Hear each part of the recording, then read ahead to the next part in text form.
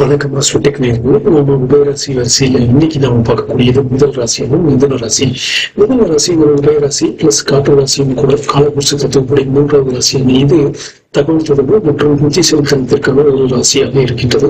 நாம் முன்பே பார்த்தது போல மிதுன ராசி உபயராசிகளுக்கு எல்லாமே ஒரே ஒன்றுதான் ஆர்வம். தனக்கு எதில் ஆர்வம் இருக்கின்றதோ அதே அந்த துறையில் தேர்ந்தெடுத்து பணி செய்யும் பொழுது ஒரு வெற்றியை எளிதாக கண்டடைய முடியும்.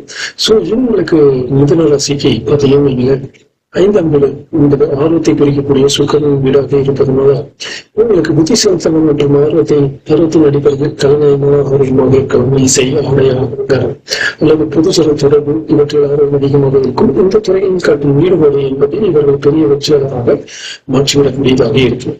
சோ இவங்க மகிழ்ச்சியான மனநிலையில் இருப்பாங்க. அவர்களுடைய ஆர்வம் இருக்கிறது புதுமையை தேடி வெளியே இருக்கும்.